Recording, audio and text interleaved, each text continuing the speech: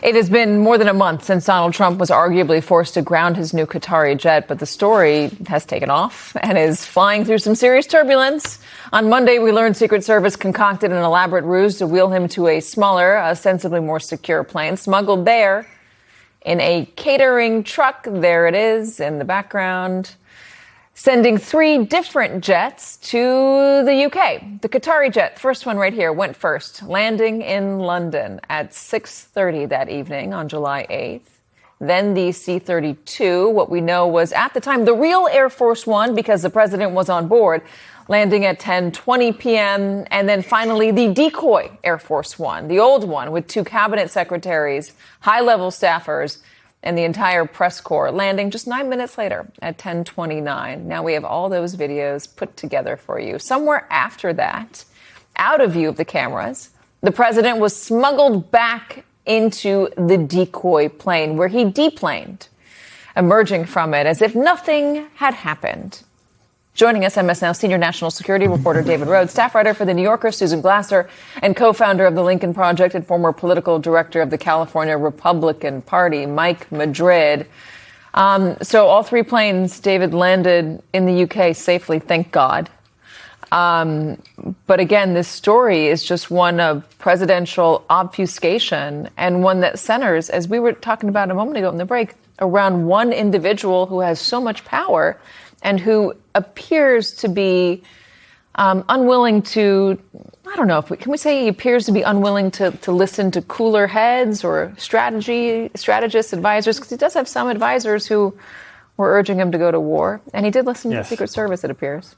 Yeah, so it's one person, and yes, it is Donald Trump himself.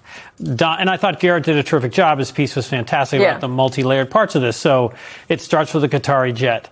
There's no need for the Qatari jet. It's one of multiple examples of corruption, where the Qatari... I'm glad we paid for the jet fuel to get it there. But so because he thinks it looks better. So there's just, it starts with that. And then, it just continues on with... And again, I don't blame the Secret Service. I think who knows what the intelligence really was, but I think it's very hard for the Secret Service to kind of, downplay a threat to the president's life. Turkey is dangerous. Iran has intelligence operatives that are present there. But it's also a NATO country. I agree. I mean, it's mistake after mistake. And then, yes, this elaborate ruse. It's just extraordinary watching the footage of the 3 different planes, as folks can see now. Nothing like this has ever happened in American history, where you have cabinet secretaries who may have known and stayed in the plane. Marco Rubio has said Which would say something about the intelligence. Yes, but you have the press there as decoys, and we're all going to, we've all been in situations where we know when the president's traveling. I did embeds overseas with the U.S. military. I never leaked information. I would never want to, put at risk anyone's life, let alone the president. So it's all Trump driving this. And I do think, Susan, I think it is... I don't like navel-gazing stories. I don't like talking too much about us in the press. I don't like doing it. But I do think that there's a difference here, because when you are in the presidential press corps, yes, you are signing up to travel with the president and all of the dangers inherent in that. And yeah, you're going overseas and you're going to a country that borders Iran. It is dangerous inherently. But in this case, there was a specific threat, one that prompted the president moving to another plane and being left as the unwitting decoy. It's not just the press, other staff members as well. Maybe not the cabinet secretaries, but who knows who in the presidential staff was aware of this. But as unwitting decoys flying out of that country, I mean, am I right to say that is a step beyond?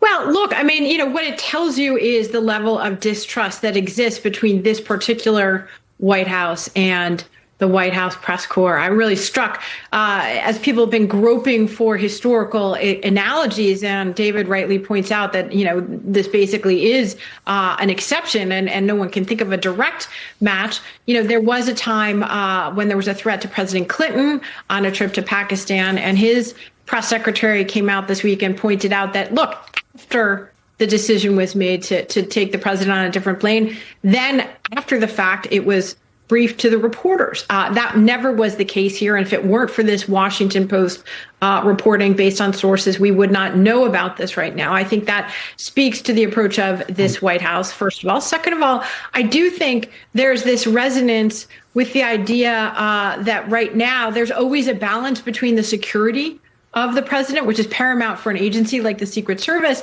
and the competing dictates to be accountable to the American public via the media, to be accountable to Congress. None of that seems to have taken place in this instance. And you do have a president who has sort of sent the word out to his staff, essentially, that he's not interested in that kind of accountability. And the whole story of the plane itself is a story of a president making unilateral and very unaccountable decisions that affect his security, not to mention cost huge amounts of money to the American people. And believe me, all those planes flying back and forth to the UK, when I was looking at your footage right now, Katie, to me, I'm thinking, you can paper over a lot of Donald Trump's mistakes by spending millions and millions of the taxpayers' dollars to fix those mistakes. Yeah. And by the way, fuel prices, I'm not sure if you've heard this, they're up over $4 today. That's for regular car gasoline, let alone what the price of jet fuel is. And knowing that Qatari jet traveled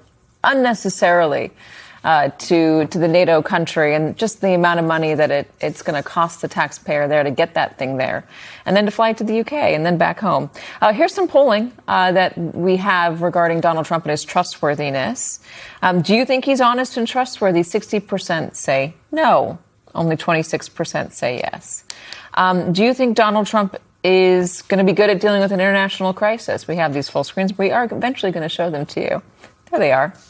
That's the, do you believe in it? Now, this is handling of his job. Okay, well, can he adequately deal wisely with an international crisis? 61% say they're uneasy about it. Only 30% say they're confident about it. So when you're looking at this story, Mike, does it resonate with the American public? Does it matter to them enough to potentially change an outcome in November?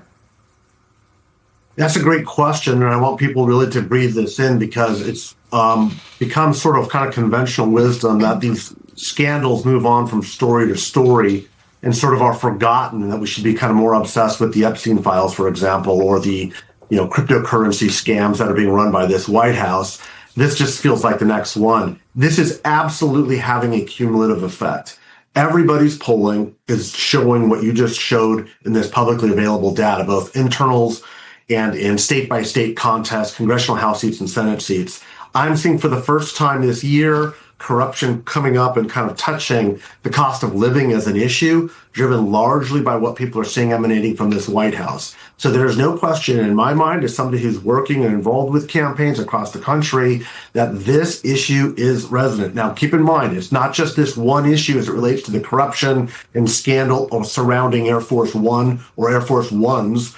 It's about this continuing behavior that this president has demonstrated. The American people are paying attention. You saw the hard data right there just a couple of seconds ago, that the impact is absolutely breaking through. These stories just add to that, and it has turned the environment incredibly sour, not just for Republicans, but historically at a low level for Donald Trump. When you're looking at the low 30s range, these are numbers we haven't seen since the post-January 6 days. So the American people are tuned in. They're upset. Trump fatigue syndrome is setting in. People have had it. They're tired of this administration, and it's just not believable anymore. But yes, to answer quickly, the cumulative effect is taking hold.